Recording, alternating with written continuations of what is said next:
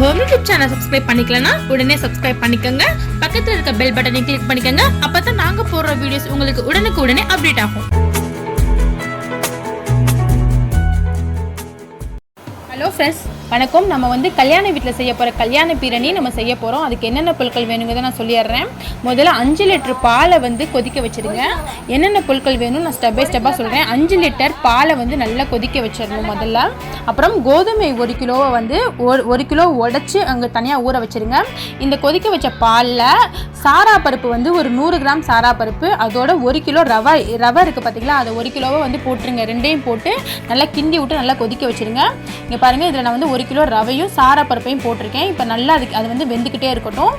இது வந்து 5 லிட்டர் பால். நம்ம வந்து எவ்வளோ செய்ய போகிறோம்னா, கீரணி வந்து நல்லா இதுக்கு 150 பேர் நம்ம சாப்பிட்லாம், அவ்வளோக்கு நல்லா செய்ய போகிறாங்க. இப்போ இதில் என்னென்ன பொருட்கள் போட்டிருக்கோன்னா, ரவை 1 கிலோ போட்டாச்சு, சாரா பருப்பு 100 கிராம் போட்டாச்சு. 5 லிட்டர் பாலில் தண்ணி சேர்க்கக்கூடாது. தண்ணி சேர்க்காம நல்லா கொதிக்க விடணும். கொதிக்க விட்டுட்டே இருங்க. இப்போ அடுத்து இது வந்து கோதுமை 1 கிலோ வாங்கி மிக்சியில் போட்டு அரைச்சி ஊற வச்சது. இது வந்து ஊற வைக்கிறதுக்கு எப்படின்னா ஒரு 5 மணி நேரமாச்சும் ஊறணும்.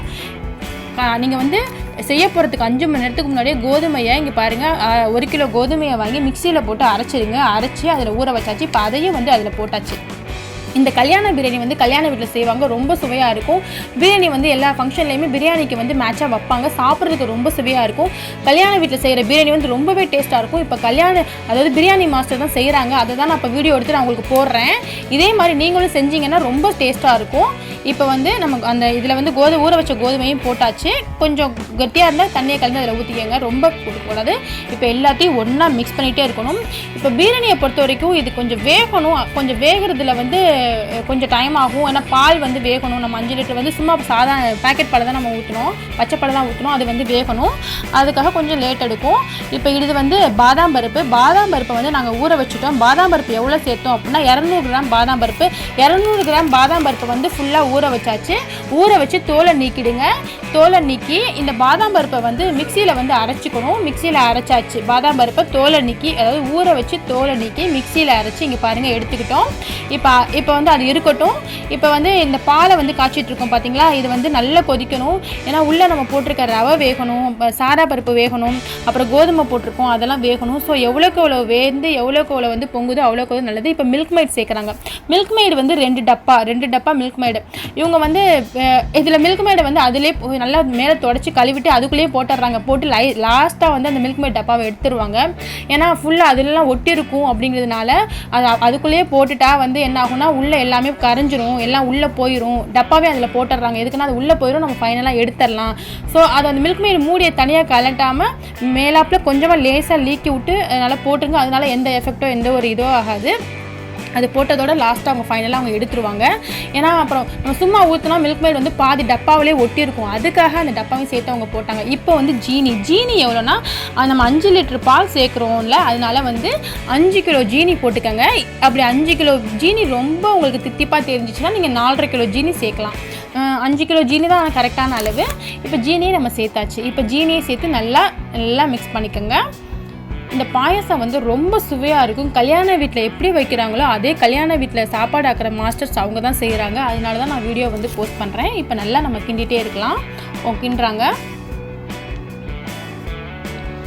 அப்புறம் இதுக்கு வந்து பாதாம் வந்து 200 கிராம் முந்திரி பருப்பும் வேணும். லாஸ்ட்டில் வந்து தாளித்து போடுவாங்க. இப்போ நம்ம போட்டவங்க பார்த்தீங்களா, அந்த மில்க் மேட் டப்பாவை போட்டதை வந்து அவங்க அதை இப்போ எடுத்துருவாங்க. அந்த மில்க் மேட் வந்து எல்லாமே வந்து இங்கே பாருங்கள், அவங்க எடுத்துகிட்டு வெளில போட்டுருவாங்க. எதுக்குன்னா உள்ளே இருக்கிறதெல்லாம் ஒட்டாமல் எல்லாமே போயிடும். அதுக்காக அந்த ஒரு ஐடியாக்காக அது ஒரு டிப்ஸ் தான் இது. ஏன்னா சும்மா ஊற்றினா அதில் ஒட்டி இருக்கும், பாதி மில்க் மேட் வேஸ்ட்டாக பண்ணுறதுக்காக அதிலே போட்டுட்டு அதிலே எடுத்துருவாங்க. இதுக்கு வந்து நெய் 200 கிராம் தேவை. இப்போ பாதாம் பருப்பு அரைச்சி வச்சாங்க பார்த்தீங்களா, அதாவது பாதாம் பருப்பு வந்து ஸ்டார்டிங்கில் அரைச்சாங்க. இப்போ அதையும் வந்து என்ன ஆச்சுன்னா அதோட ஊற்றிக்கிறாங்க. கொஞ்சம் மிக்சியில் இருந்துச்சுன்னா அதிலே கொஞ்சம் வாட்டர் யூஸ் பண்ணி அதையும் ஊற்றிக்கிறாங்க.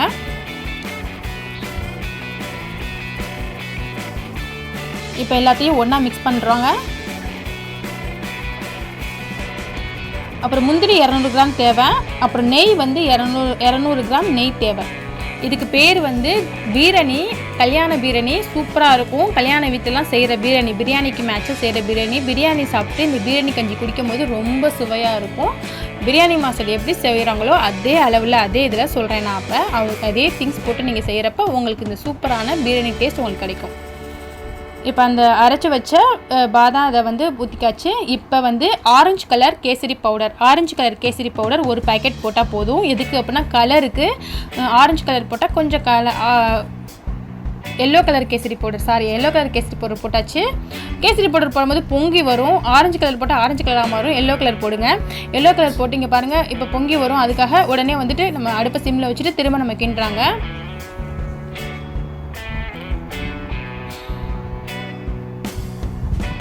அதுக்கடுத்து முந்திரியை வந்து வாங்கி முந்திரியை 200 கிராம் முந்திரியை வாங்கி 2ஆக கட் பண்ணிக்கோங்க. இது ஃபைனலாக என்ன பண்ணுவாங்கன்னா முந்திரியை வந்து தாளித்து போடுவாங்க. நெய்யில் தாளித்து அந்த பிரியாணி கஞ்சியில் வந்து ஊற்றுவாங்க.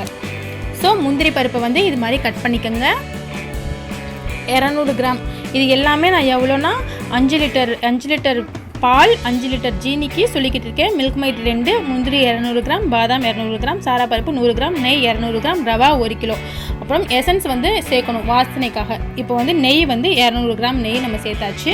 இந்த நம்ம கஞ்சி காய்ச்சிக்கிட்டு இருக்கும் போது எசன்ஸ் இருக்குது பார்த்தீங்களா, ஏதாச்சும் ஒரு எசன்ஸ் ஃப்ளேவர் அது வந்து ஒரு 50 கிராம் எசன்ஸை வந்து அதில் ஊற்றிக்கங்க. எதுக்குன்னா டேஸ்ட்டுக்காக, வாசனைக்காக. அது இந்த பாயசத்தை கிண்டும் போதே இடையில வந்து ஒரு 50 கிராம் வெண்ணிலா ஃப்ளேவர் எசன்ஸ் கூட நீங்கள் ஊற்றிக்கலாம் வாசத்துக்காக. இப்போ முந்திரி பருப்பை வந்து வறுத்தாச்சு. நெய்யில் முந்திரி பருப்பு, அதாவது 200 கிராம் நெய்யில் முந்திரி பருப்பை வறுத்து 200 கிராம் நெய்யில் முந்திரி பருப்பை வறுத்து இப்போ நம்ம வந்து அந்த பாயசத்தில் வந்து ஊற்ற போகிறோம். அவ்வளோதான், பாயசம் ரெடி ஆகிடுச்சு. அடுப்பு ஆஃப் பண்ணியாச்சு. இப்போ அந்த பாயசத்துலேருந்து ஊற்றிட்டாங்க. இப்போ சூப்பரான சுவையான பிரியாணி கஞ்சி ரெடி ஆகிடுச்சு. இதுதான் கல்யாண பிரியாணி கஞ்சி. ட்ரை பண்ணி பாருங்கள்.